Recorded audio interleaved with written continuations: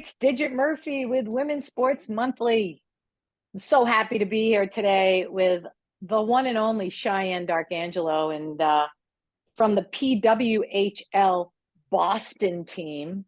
Shiann has been on Digit Murphy's teams since, oh God, I don't even remember how long ago, 3, 4, 5 years ago.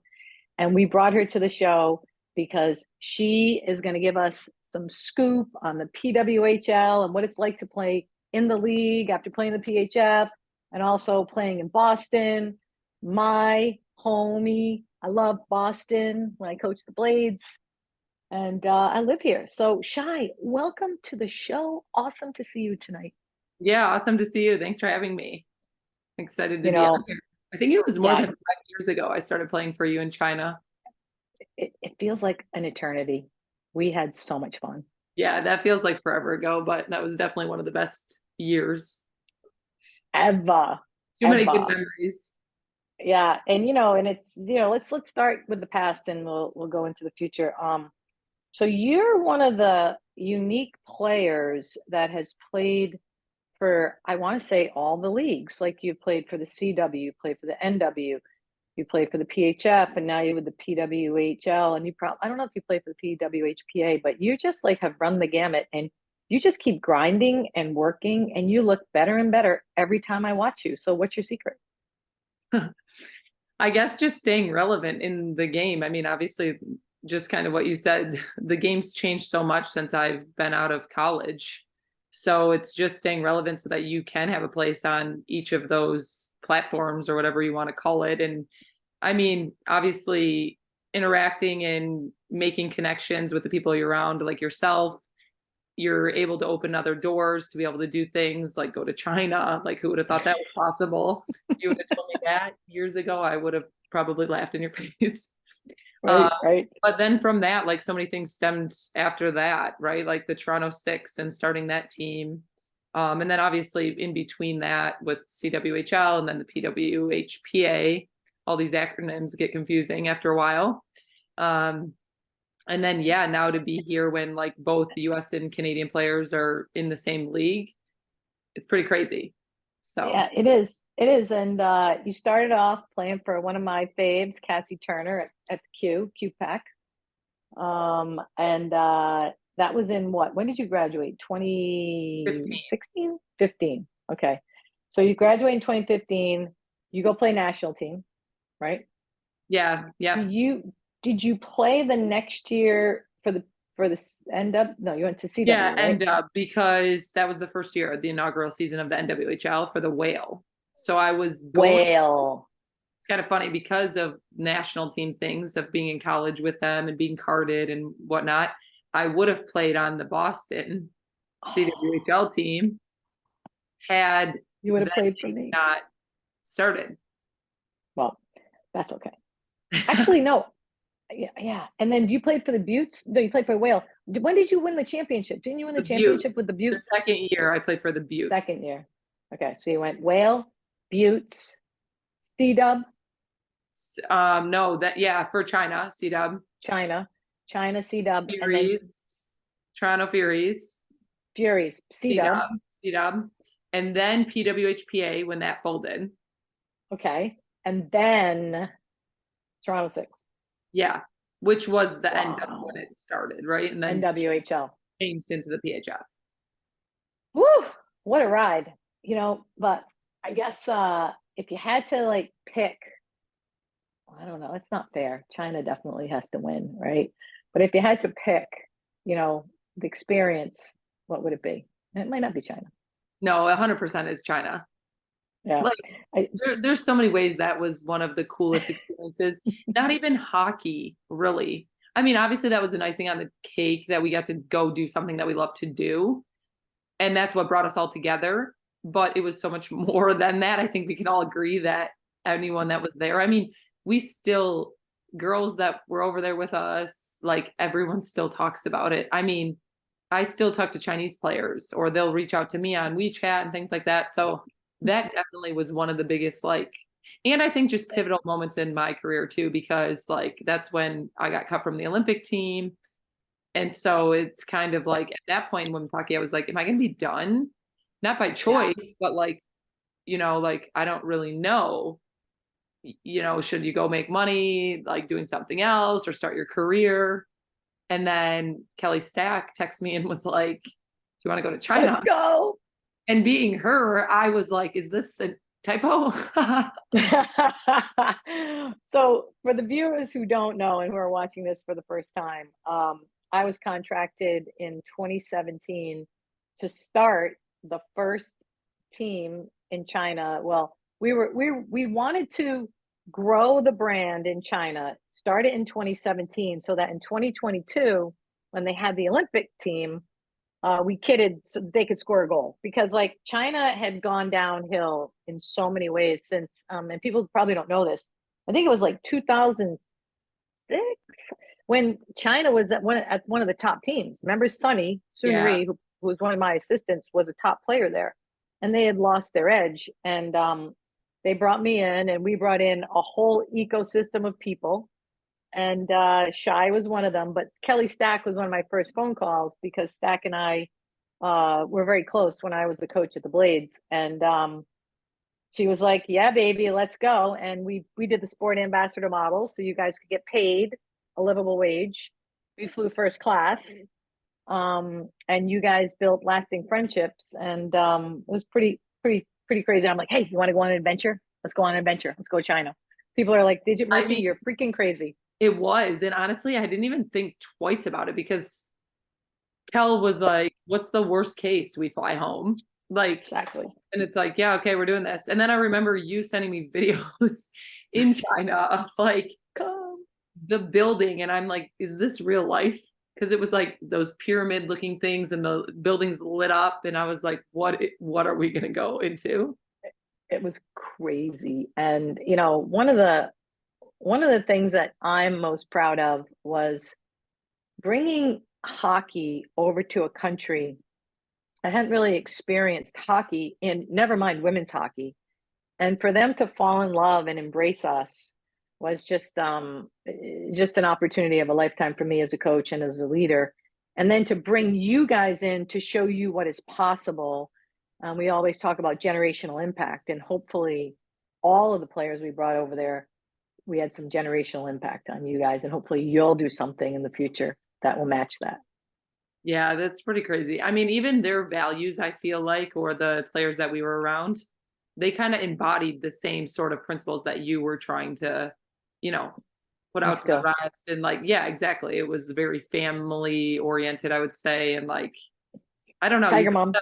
it could have been very different, Well, but it was when I left, right? right. Let's face it. Let's Yeah, but face it. like the starting year and stuff, and even the Chinese players say it.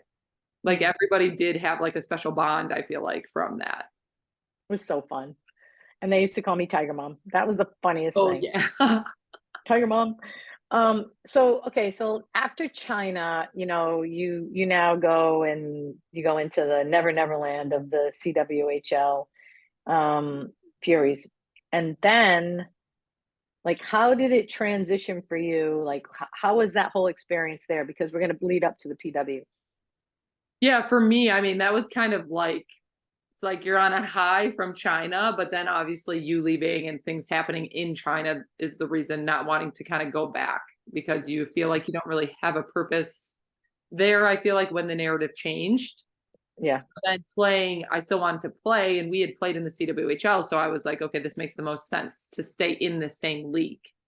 Mm. So I played for the Furies, but it was definitely a hard year. I mean, we still had to fly over to China to play that Wow. year. Yeah. And it was definitely different. And at that point, I was like, okay, now I'm making way less money. Mm. Now, like I was coaching and doing that basic thing to try to supplement income. Mm-hmm. And then whatever, I don't even know. I remember getting a phone call, or I don't know if it was a Zoom meeting. That seems to be how it happened. Uh, League folds. And they're like, Bye-bye. no longer. And like, obviously we all know that was possible going back from the NWHL, like if salaries being cut, that it's like, okay, it's a startup. And in this case, it was a nonprofit. So you're like, anything could happen. So that happens. And then that's where like all the players were like, okay, what do we do? And that's where like the union, the PWHPA started. And being Hmm. I was already living in Canada, working, it wasn't like I was just going to leave right away. It's like, okay, well, I might as well still do this while everything gets figured out. Because at that point in the NWHL, like most of the, I don't want to say all, there was still good players in the, NWHL, but there was a lot more girls that went over to the CWHL because of China and stuff. So it just seemed like the talent was maybe a little bit higher, but I'm not sure if that's true in the CWHL at that time. And then PWHPA, but a couple months into that, I was like, what am I doing? Like, this isn't providing me income. I need to get a job. And that's when I started actually working like remotely and got involved in sales and things like that, working for corporate. Started crushing life. People don't realize what a life crusher you are and how talented you are. So then that happens. And then I get a phone call again. I don't even know if that was from you. I guess it would have been from you first, I guess. And then from Miles being like, how do you feel about being the first person to sign for the new expansion team in Toronto? And I'm like, okay, this sounds good, but like, is this happening next year? Like when, what are the details on that? And I was like, yeah, why not? Like, because at this point in my career, I'm not like, you're still physically fit enough, you're getting fitter, you're getting better at your sport, but the problem is you need income. So it's like, Yeah. you have to have the job piece now, but I still want to play. And then that kind of, Yeah.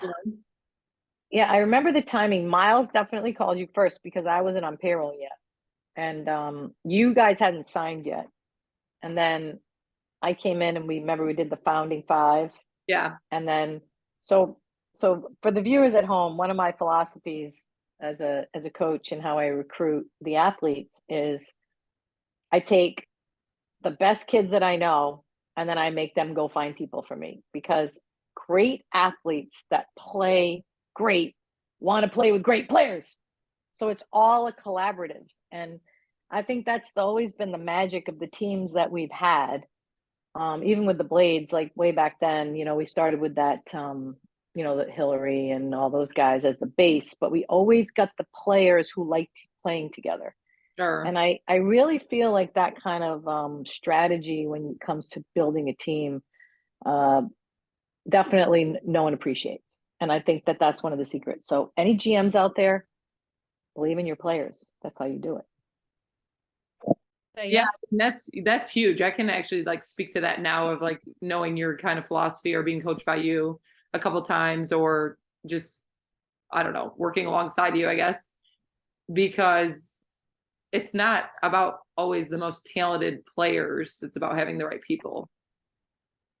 Yeah, and we talk a lot about energy, right? It's energy on the bench. It's about tempo, and I think there's so many coaches out there that think it's there's a magic formula, right? And you like have to watch video and you have to do this forecheck, and meanwhile, it's really about letting the game come to the players and letting the right players, be out on the ice to actually execute the right plays. And that's in my opinion what a pro hockey coach does. And you see people like Bruce Cassidy, I think he does a great job. And John Cooper in the NHL, like those are a couple of my faves. And I think they do a dynamite job. And I think that that's a little bit of their style. I mean, Cassidy's a little bit of they say he's a little bit of a taskmaster, but you can tell that he has the right guys on the ice, in my opinion. So, um, let's move to let's so Toronto 6, you win the championship. Finally, you see, I go build the team, go to the ribs, and you guys decide to win. That's good. That's okay. Not taking it personally. What was that like? Yeah, that was another crazy year too, I would say, because I mean, we also played through COVID in the bubble. So like every season there has been something or like, right, you just flex and flow. So That's no, I mean, again, I think like we had that founding group. As crazy it sounds, but it's the culture that you're able to build and bring people together because then the team buys into whoever the coach is putting on the ice. It's not, I feel like with women also, it's so different. Like people want to feel important and be communicated to. And when they feel like they have a spot on the team, and their role is the most important role, then you get everybody to buy in. Mhm. And no matter if you're playing 10 minutes or 20 minutes, you feel a part of the team. And I feel like that's kind of the culture that you were able to create by making people feel important, not just in hockey, but in life as well. And you don't always find that, which I've noticed in my career. It's crazy, but it's just not everybody knows how to work with people or manage people. And that's, I guess, the biggest part of coaching. And I've not coached at the levels that you have. Obviously, I've only coached youth hockey. But yeah, so that year, I mean, I feel like I learned a lot from you to go into that year, maybe some obstacles and different things that arise, but like, it's kind of crazy. We were able to come out, and it's another thing that will never be taken away from us. It's awesome. Like, it's another memory that you can kind of chalk up there. And even the girls now in this league that were on the Toronto Six, it's some sort of bond that we have being the PHF together and going through that, because And Soroya. yeah, exactly. I mean, there's lots like, and actually they're going to do a ring ceremony for us this month. I know, So, I was invited. I don't think I'm going to be there. I think I'm in doing I know, another I don't know that sports stuff. I don't know that I'm able to actually make it in person, but still, in saying that, it's just cool I know, because but it's awesome. like, it is. I mean, it's part of And, you know, history. You can't get rid of it, right? yeah, and John and JoJo, you know, buying those teams and making such a big impact. And to be honest, you know, we're going to get into the PW now, but the PHF and the NWHL and the CWHL built the foundation for the PW to exist and hurried along the money to get to you guys right now. Because when you think about it, what did we go from? I think it was 300 or 400 the first year. Then they doubled it to like 750, and then they doubled it again to 1.5 or something. That was the last one, and then they took it away. But you know, and let's not like sugarcoat it. Like this was an M&A, right? They acquired the PHF, being the PW, and put them out of business, which, you know, it is what it is. It's a business transaction, right? And but John and JoJo had a big part in it, and as we all did, and you know, and Brenda and Danny and everyone that built that foundation for now the PW to exist, Sure. and to be there, right?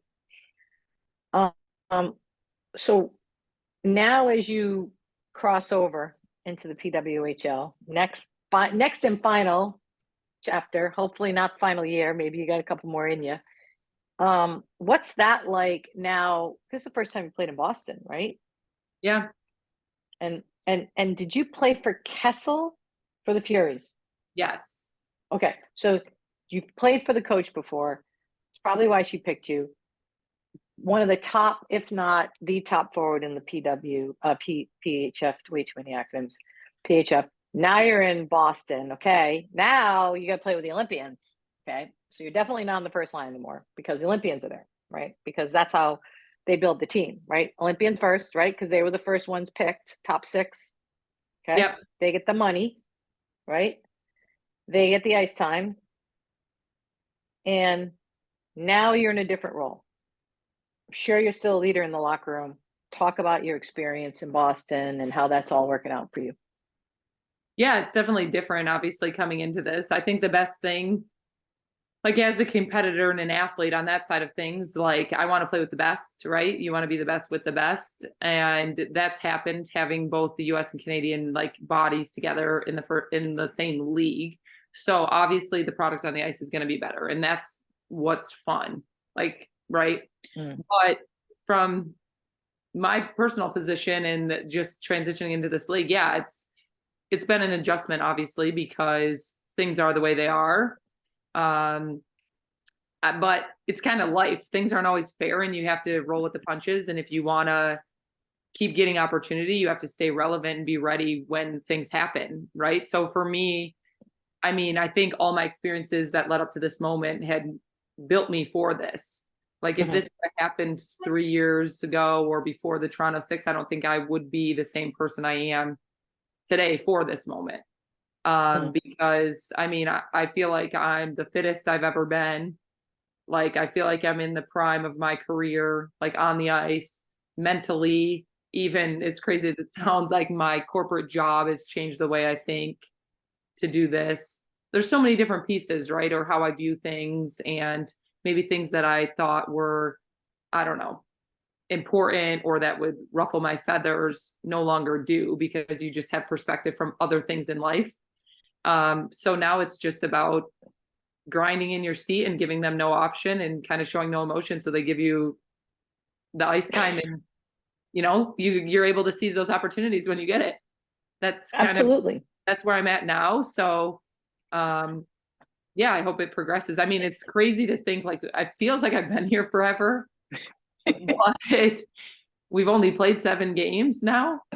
I know it's a weird schedule, right? Like you Yeah, and reported in October. well, that's again going back with the rivalry series, which is kind of funny because that all started back when I was in the program in 2016, when we like negotiated those contracts, and wanting more games to play. But now it's at a point where it's like, I'm not sure people really want to go to the rivalry series. Like they Right. do obviously on the surface, but it's like you'd rather play with your team now because the competition is the same as than just US and Canada playing each other. It's kind of, but I don't know if you'll see that continue, like, because now Yeah.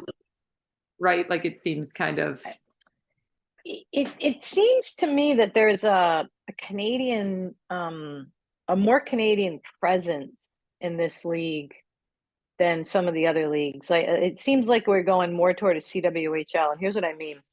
So you've got 3 teams now up in Canada. They're all, operating on all cylinders. You've got most of the coaches that are coming out of the Canadian system, with the exception of Minnesota. You've got, I think I did the numbers. I think there's 50% or 50 some odd percent Canadians, 30 some odd percent, and then the rest are the overseas players.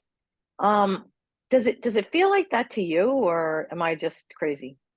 yeah, I mean, I definitely think that's things that get talked about amongst players and stuff. And it's not to be hidden. Like you can see it from GMs Yeah. coaching, coaches, staff like that. But yeah, I would say that seems to be pretty true. Even during the rivalry series, now you have people, like we obviously still have practices and skills and like the facilities to still be getting better and skating and things like that while the series is going on. But yeah, you have coaches who are gone at those games and things. So just who's around here when the series are happening, that's kind of, you get a feel for like, oh wow, there are a lot of staff that are involved. Yeah. So And it's kind of a weird, to me, okay, it's kind of a weird thing, right? Because no other league, I'm not sure, correct me if I'm wrong, but no other league like shuts down so that the players can go play for a national program. Doesn't the league just continue to go on, right? yeah, Mostly? I mean, I I Is think it because it's like I the don't know, first, like are there other leagues that are like that? I don't I know. think it's I'm because just it's the first year would be my guess. Like mhm. I would be surprised if it happens next year. And then if it does, then yeah, that would be an interesting conversation, I guess. Because I personally would love, just from what I've been involved in, being on the national teams, like that kind of thing, being in the different leagues. I think our national teams should be separate of the league. And Yeah.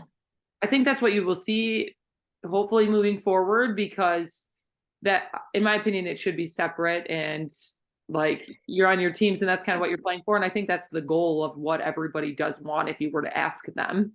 Yeah, I Because think you're right. I mean, Go ahead. it's not, now this is something where everybody, like, again, the competition's the best here. So it's like you want to play for your team, rather than prior leagues and things. There was, people like you're excited for the national team and not as excited for your pro team, which is backward. Yeah, yeah, it is backwards. So I'm glad that it's pushing toward that. And the other benefit of that would be to give the other players an opportunity to play for their country and build up the pool. Well, So exactly. To actually make yeah, it competitive so you can see you're playing on the same stage throughout the year, to pick the best, or, whoever that Olympic coach is or coach for the world's yeah, teams actually can, people's spots are in jeopardy, or like you're competing for those spots, rather than previously you're kind of carded. And it's not that they can't be taken, it's but yeah. it doesn't feel like there's as much competition or as much on the line. Yeah, yeah. So, what do you think about the checking? Like, so let's get to the rules. Like, you got two different rules now. You've got checking, and you've got the you can get a guy back off the PK. Have you Jailbreak. noticed what's it called? Jailbreak. Oh, jailbreak, jailbreak. I mean, it's fine, but like, do you like that? I mean, has it made any difference, or do people I notice think it? Do you play different? I definitely think the physicality of the game with the hitting or finishing your checks along the boards, that's I mean, yes, that's noticeably different than before because obviously these are things you wouldn't be able to finish the check or like rub somebody out if you're going for a puck battle and things like that. And as a, I don't know, bigger and stronger player, I feel like that's obviously to my advantage. Now, the downside to that or the weird thing is like my whole career, besides when I play with the boys, like I've learned how to use my body so I don't get a penalty. As a, Exactly. so now it's like someone's telling you, okay, go in there and hit. Well, Mm, that's also adds a different dynamic too, which I think there's a time and place for it. But even in the NHL, like you don't see hitting like it used to be because you could take yourself out of the play. Sometimes it's not always there where you could just stick lift and you're good to go. You don't need to finish a hit. I So agree. I think it's like, again, game by game, I think that it's evolving because girls are quickly learning how to take hits so they don't get hurt or they're not learning They are and then getting hurt. giving hits is pretty awkward too. Like you've seen a lot of elbows to the head and things like that, I think, thus far. Because again, nobody in NCAA or before, like, yeah, when you play like on the world stage, they let a little bit more go, but this is definitely the next level up of that. And then you're still trying to figure out what the refs are. There's still that wiggle room because it's not full NHL rules of like hitting, right? So It's hard. It's hard to watch. It's hard to watch it as a coach to see the inconsistencies. There's just so many inconsistencies in the officials. I can't even imagine playing. yeah, I mean, again, I think I don't know. A part of me is like, you should bring in a hitting coach to learn this because if it's a rule, then get on top of it. Because I Mm. definitely think it can be very useful, but it's the awkwardness of girls not knowing how to use their body, like, I think. But I again, I that's agree. the rest too, because it's a whole nother thing. It's a whole nother component to the game. Yeah, and I think that I saw some of the refs are still calling it like the old, like there are a couple of women refs that are calling like the checks that they used to call a penalty. Well, and that's what I mean. But now they're being, which they were getting evaluated in the other leagues or like in the PHF, if I remember right too. But they have evaluators in the stands at every games too. And Mm. then, I think teams can send in hits and things like that. So I do still think they're trying to, there's always going to be gray areas and Oh stuff, yeah. right? And the hits that are sent in and things like that. And so, yeah, there's still some questionable things that are being called. But What do you think of the speed of the game? You happy with it? It looks good on the ice. I'm sorry, on the TV. From my perspective, it's competitive. In my opinion, to a point where it's it's good. They make great plays, but I'm like, I want more goals, right? Like, how is it on the ice? Is it physical? Is it fast? What's it feel like? yeah, I mean, it's kind of funny. I feel like it depends the team you play against. Some Mm, teams are more physical than the other teams, and it kind of, I don't know if I should say this, but it kind of seems like the Canadian teams are a little bit more physical than playing hmm some American teams so far. Obviously, we've only played 7 games, right? Um, so there's that. But yeah, the speed of the game, like I love it. I mean, there's more people that are, I guess, have hockey sense and you can make those plays. But personally, I think everyone's still, I don't want to say getting used to it, but I would like to see more plays, more ozone plays happening because I think there's so much more talent together, but it's still, again, the hitting component and things like that are making a weird Yeah. space. There's still a lot of ping pong hockey going on, in my opinion. Mm, But then when there are plays, it can be tic tac toe, right? yeah. That's a really good point on, and again, this is a player centric league. Okay. And I believe in as someone who I say player centric because the PWHPA made the league, right? Jana Hefford was a player. She's now in operations. What do you think of the dangers of being a player centric league? For example, you just brought it up. They want to hit, but the unintended consequence of that is what you just brought up, which is there's less really great plays because it gets more scrummy, right? And not to take anything away from women, but with the lack of physical strength that men can just like snap a puck and they can do anything they want. It's almost like you need a little more time and space and have a little and don't want people like climbing over your back, right? And being physical. What Well, do you and think then of that? on the flip side of that, I think that it's the first, again, like what most, I think Minnesota, like how many games do they have? 10 games at this point. Hmm. I I don't know, like year two, is it totally different as we all adapt, or even say the second half of the season? Is it Hmm. different, right? Because it's still not people blowing people up in the middle of the ice. Like, yeah, there's the Right. awkward hit, but I think it's just the uncertainty, like of players being like, "Oh, am I going to get hit?" Like, Yeah. and you're Am I not, gonna get a penalty? no. But and then the other side of this too, where I think it could be, is injuries. Exactly. Which, like, as a player, you're not always thinking that, like, necessarily, but that's something that's been brought up too, where it's like, okay, this is great, but again, really, we've not played with hitting before, so we don't know how to give and take a hit. Like, if you grow up with it, you learn that, and then you progress in it. And if you watch a youth hockey game when they just start hitting, it's pretty comical. Like watching that, Well, right? that's boys too. Boys are, yeah, that's true too. But boys are going after trying to just hit anything that's skating by them. So it's like I see the awkwardness Yeah. in some players. So I don't know. I think you do have to give it a minute, but there is yeah, I don't know. Like, will injuries be more this year because of it? I'm not sure. Yeah. Like this I think they're season, doing a pretty good job. I don't think the hitting's out of control. I a couple times, when I'm watching it, I'm like, why didn't you just hit her? Like separate her that's what from I the mean. puck. I Like think I the biggest thing is that they want is the stuff along the boards, right? yeah, Like, they're not, yeah, oh, you can't open ice hit, although there's right. been some open ice hits that have Oh been yeah. let go. So it's like, okay, Maybe but we can. yeah, right. So, and then they're calling like any stick penalty, right? So your stick's got Mm, to be down. But anyways, if you're hitting someone along the boards, it seems to be fair game as long as you're not no. like cross checking or to the head.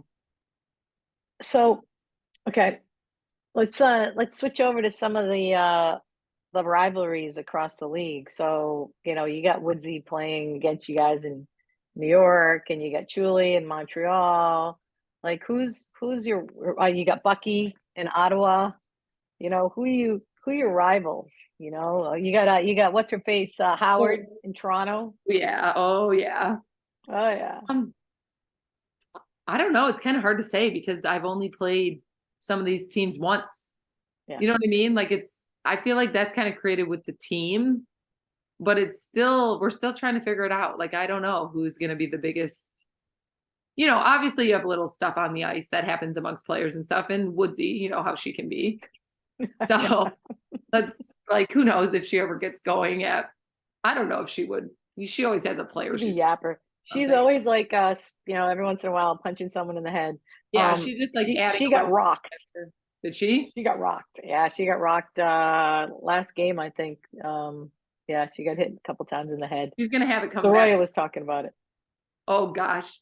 So her, like, I don't know. And then Howard, like Howard's Howard, right? Like, I don't notice her as much. I noticed Gable, and I noticed the other kid, the late one, Daryl Watts. Daryl Watts. I've been noticing her. But all right, so I know Mark's probably like these guys just are going to go on and on. They're just like drinking a beer in the bar. Uh, so let's talk about some of the challenges, or like let's talk about the challenges first and then the successes. Okay, what are some of the challenges you guys are facing in the PW besides for the names? Like not having a name that makes me crazy, but I guess you guys will get one of them next year. What are some of the challenges that you're seeing right now? yeah, I mean, it's hard. I feel like, again, as players, it's going to be different than like for the name thing. That's not really something in my realm as a player that I need to be like worried about. But they're definitely like, there's going to be growing pains. It's a startup again. So like we were a part of that in the NWHL and the PHF. Oh, there you go. So, you know, some of the same things I feel like with travel or just little kinks that you're working out that you see arise again. Like it's no surprise. Again, I think it's like flexing again and going with it. It's kind of what you have to do. And you do have to educate those around you, I think. Yeah. Because it's very much like it's a new year. It's a new group of people. Let's all get on board on the same page so we can head in the right direction. Because like, I mean, it seems that like staff is being paid more, right, in this league, I would say.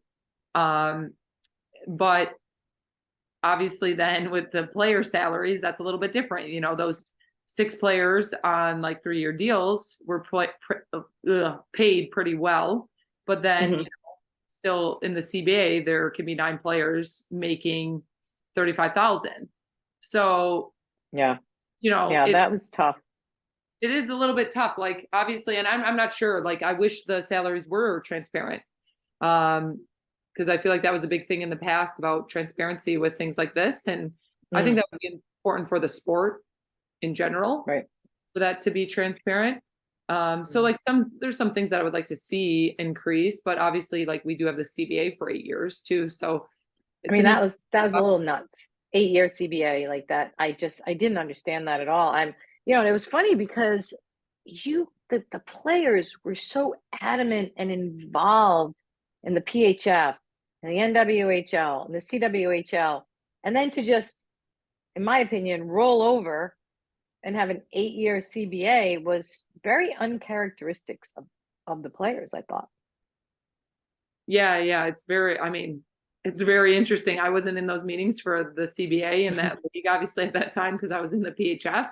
So now coming into this, if you wanted to play in North America, like we weren't the ones that, you know, if you were in the PHF and even other leagues coming into this, like you weren't the ones sitting at the table in those negotiations with the CBA and things. And I mean, 8 years. There's so much to it, right? Because it's very important to have that. Right. But then at the same time, it's, you know, there's definitely to me, I don't want to belabor that, but it's I mean, I think any team, any sports league that signs an 8-year deal is just, let's just say that's an outlier. Yeah. Being nice. Okay, so now let's go to some of the successes, okay, before we go.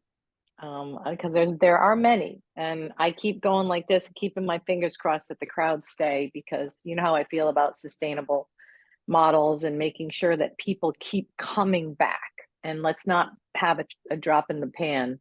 You know, so you've got sellouts all over the place, except for your place, except for New York, but everywhere. Yeah. Everyone's talking about it. What's the buzz like around the locker room, and like what are you feeling? Are you feeling the energy when you come? Like, what's the feeling like? Because you guys are breaking records all over the place. Like I said, like you are, I mean, there's 6 teams, so it's shrunk down. Like you're gonna have very good talent, and as just the athletic part of it, it's just fun because I'm a competitor and I want to play with the best people and compete at the highest level, right? So that's the part I genuinely love about it. And then obviously having US and Canadian players all together in the same league, like that's created this, you know, buzz, and I guess elevated many things, which we knew was going to happen. I feel like. So now that it's here, like, it's awesome to see, you know, way more people talking about it, asking about it. Even just playing in venues, like even our home rink, maybe it's not sold out, but you know, 4,800 people, like it still feels good. Full. It's awesome. It feels like when I would play on the national team in certain locations, right? Like that before was the only place you'd play in front of, like, say 6,000, 10,000 fans. Right. Now it's like, or a championship game or something like that, right? But now it's every consistent. Game. Yeah, exactly. So it's just now about how can we keep this going? And how did it feel when, you had to say goodbye because you brought it up. You said this is only 6 teams, so that meant 7 teams were left out. How did that feel? Like, because you got picked, and a lot of the kids had to hang them up. Like, Well, yeah, that was one of exactly. the And things like that was that's tough. something that I don't think can be ignored either, right? Like I definitely don't ignore the fact that there was a lot that had to happen for this to happen. Mm, And like you said before, these leagues made this possible yeah, to even give us leverage as players, to even, right? Like this league doesn't happen without the PHF players, without the mm, PWHA players. Like we needed everyone. And yeah, because there was only 6 teams, a lot of players unfortunately signed contracts and didn't get to play yeah, this season. yeah. So with the good, there's obviously that side. Um, Mm, and yeah, I mean, it sucks. Like I don't know how else to, I know. right? Like that part does. But those people shouldn't go unnoticed either because they had a part in this as well. And that's what's kind of hard. I think a lot of people hopefully can acknowledge that, and not try to erase history, I guess, if you will. Like Don't it's worry, we won't let them. We yeah, won't let them. exactly. So, but yeah, it's hard. There's no doubt about it. Well, the time has flown by, Shiann Darkangelo. We've been talking probably upwards of 40 minutes, and I promise to be off in 20, as usual. We get going. So how can they follow you? Like, you want to talk about how they can find you, and like, are you promoting anything? Because you're always doing that plant life and all that other stuff. Now's your time. Yeah, well, I mean, social media, Shy Dark or Shy Dark 27 is where you can find me. Um, for now, I'm playing, I work for a startup company, a barefoot shoe company called Tolos, but I'm always doing something, always looking, you have to keep growing and keep being a student. So trying to do that. But for now, that's where you can find me and I'll be in Boston. All right. Well, we are so looking forward to watching your PWHL Boston team hoist the cup. I don't know if they don't have a name yet, but the PWHL Cup. Okay. Yeah.